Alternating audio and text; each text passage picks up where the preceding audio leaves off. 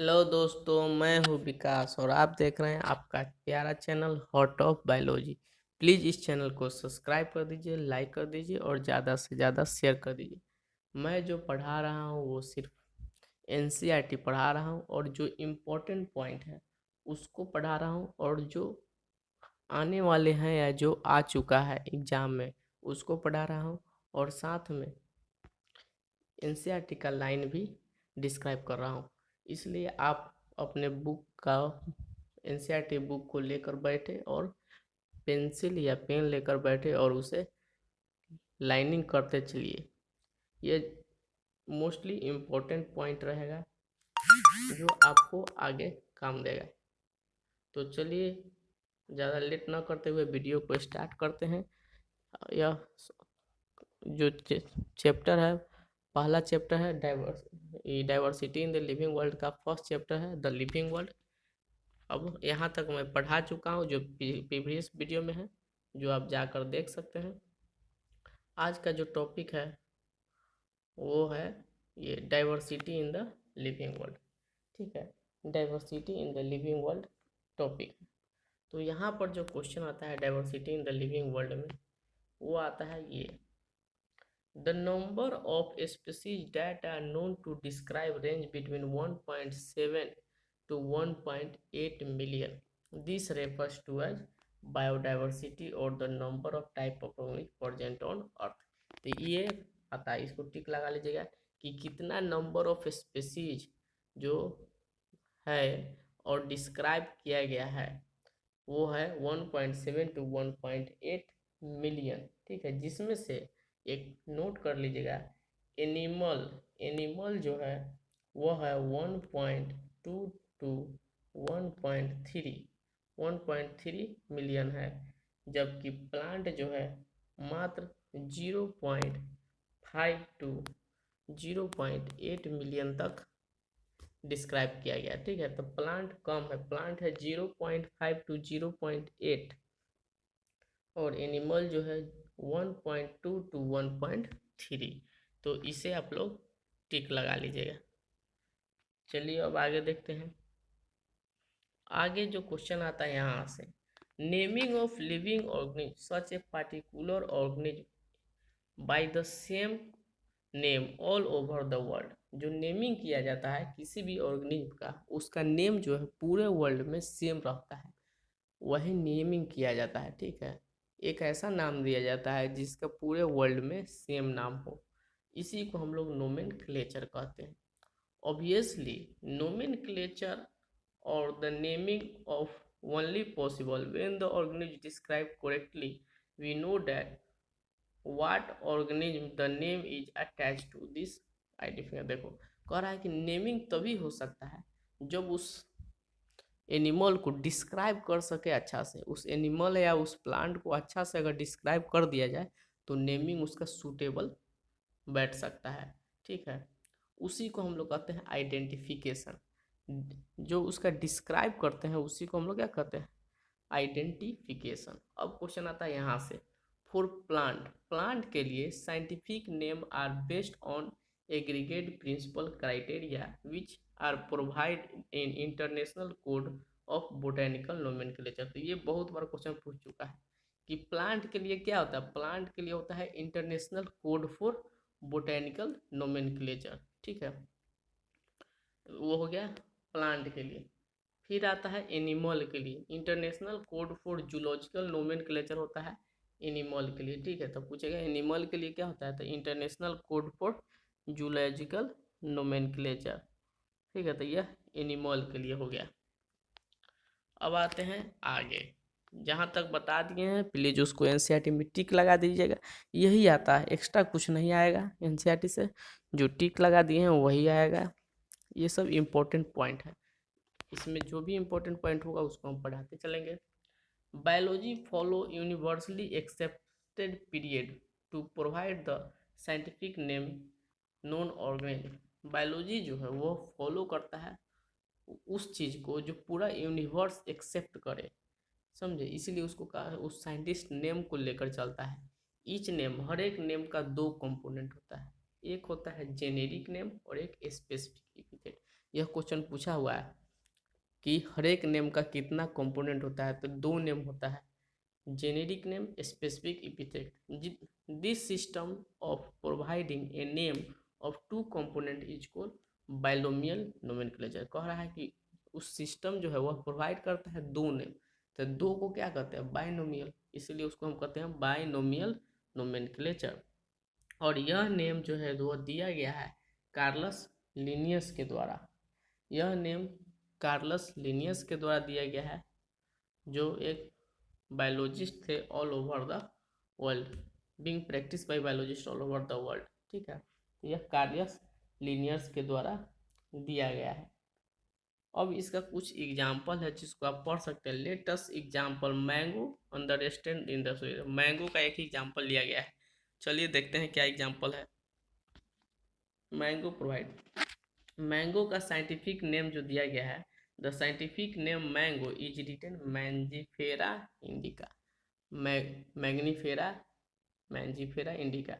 तो मैंगो का एक साइंटिफिक नेम है जो है मैंजीफेरा इंडिका। ठीक है, यह एक क्या है, let us see how it's binomial name. चलिए अब देखते हैं इसका बाइनोमियल नेम कैसे है। तो इसका its name Mangifera represent the genus. Mangifera जो है, जो फर्स्ट वर्ड होता है वो क्या होता है, जेनस होता है। वाइल इंडिका, इंडिका जो है स्पीसीज, और सेकेंड वर्ड जो होता है वो क्या होता है, स्पीसीज होता है।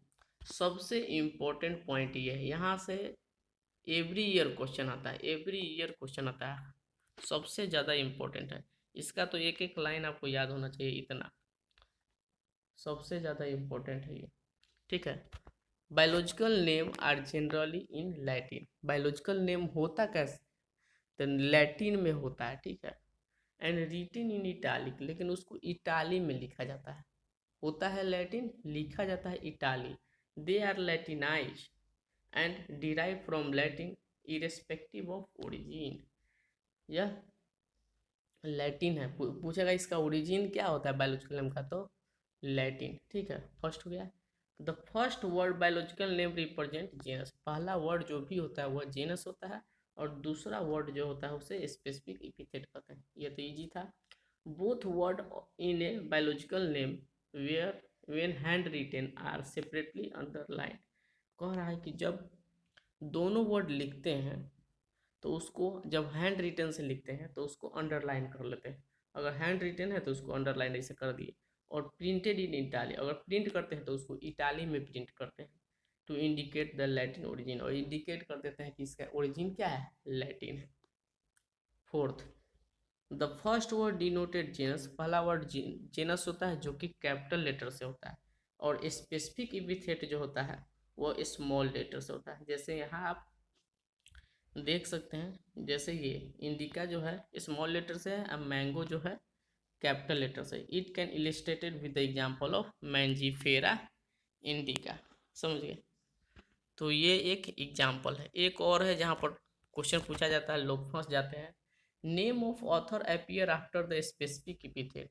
ऑथर का नाम स्पेसिफिक एपिथेट के बाद अगर दिखे at the end of biological name is written a abbreviate form, उसको एब्रीवेट फॉर्म में लिखते हैं। जैसे मैंजीफेरा इंडिका लीन, लीन जो है कार्लस लिनियस का नाम लिया गया है।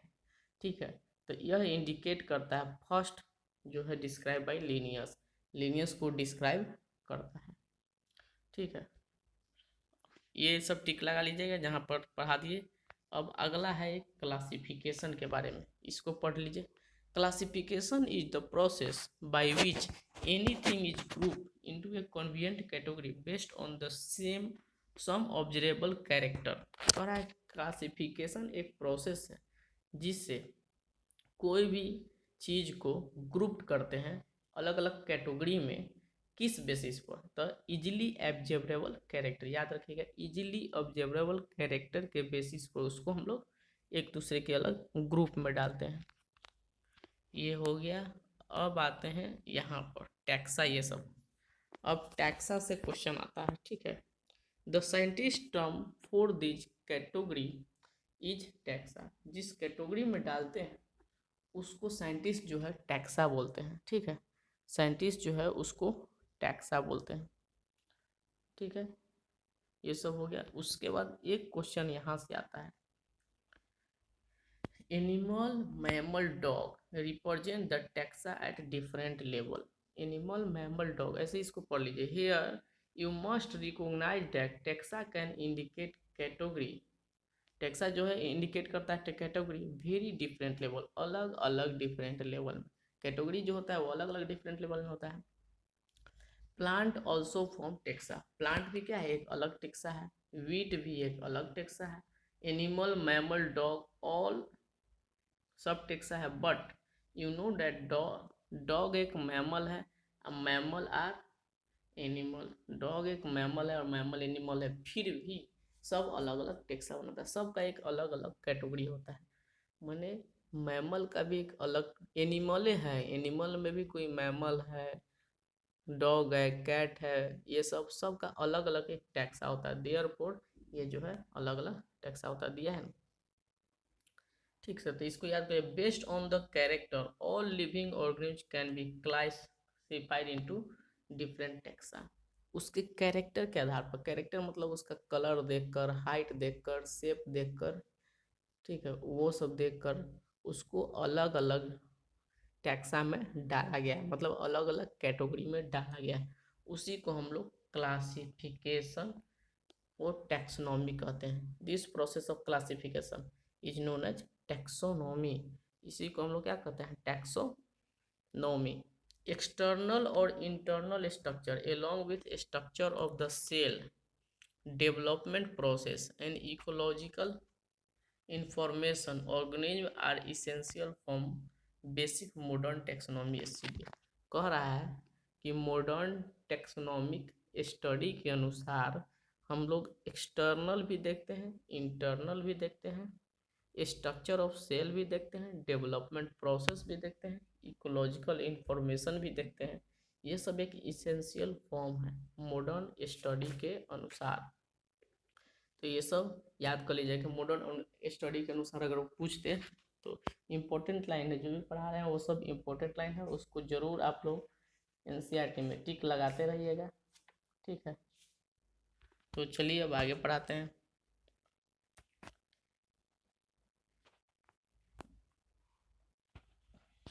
किधर गया, कैरेक्टराइजेशन, आइडेंटिफिकेशन और क्लासिफिकेशन, नोमेनक्लेचर आर द। ये क्वेश्चन बहुत बार पूछ चुका है, बहुत भाई वेरी वेरी इंपॉर्टेंट है।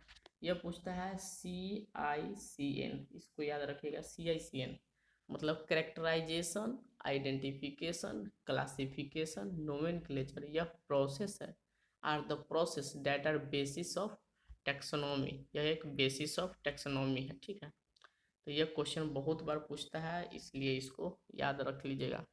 CICN characterisation, identification, classification and nomenclature. ठीक है, ये हो गया। उसके बाद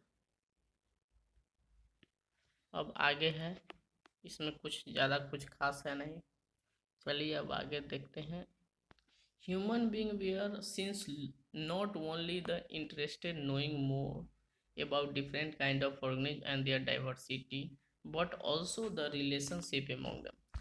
ह्यूमन बीइंग बहुत खत्म आदमी होता है, ह्यूमन बहुत ज़्यादा दिमाग होता है उसके पास, तो वो सिर्फ ये नहीं देख रहा है कि उसके बीच में रिलेशन निकाल ले, ये नहीं देख रहा है कि हाँ अलग अलग तरह का ऑर्गेनिज्म है देख करके छोड़ने वाला नहीं है। वो क्या कि अब रिलेशन निकालने लगा। जैसे कैट है और टाइगर, दोनों का लगभग सेम मिलता है, सोचा कि दोनों का रिलेशन निकाल कर देखते हैं, फिर दोनों का ये लोग रिलेशन निकालने लगा। ठीक है, this branch of study refer to a systematic, और इसी रिलेशन को जो बताता है उसे हम लोग क्या कहते हैं, सिस्टमेटिक कहते हैं।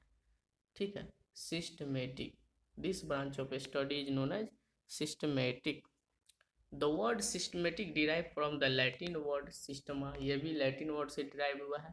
Systema which means the arrangement of organism. Systema मतलब ऑर्गेनिज्म को अरेंज करना। ठीक है, Linnaeus use systema nature, Linnaeus जो है एक सिस्टमा नेचर का यूज करता था as this publication. Systema nature जो है मेनली प्लांट के लिए होता है। ठीक है, सिस्टमा नेचर एनिमल के, सॉरी, सिस्टमा नेचर जो है लीनियस यूज किए थे वो जनरली प्लांट के लिए होता है। सिस्टमा नेचर जो कहते हैं वो अथी एनिमल के लिए कहते हैं, ठीक है। सिस्टम सॉरी एनिमल के लिए सिस्टमा नेचर, और सिस्टमा प्लांटेरियम जो होता है वह प्लांट के लिए होता है। तो यह लिनियस यूज किए थे, सिस्टमा नेचर एनिमल के लिए।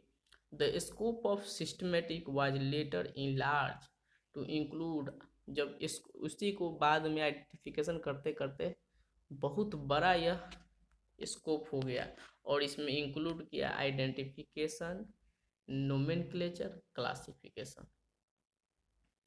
और यह systematic take into evolutional relationship between organism, और इसी से ऑर्गेनिज्म के बीच इवोल्यूशन का रिलेशनशिप बताने लगा, क्योंकि हर ऑर्गेनिज्म जो है एक दूसरे से इवॉल्व हुआ है, उसको रिलेशनशिप को यह बताने लगा, ठीक है।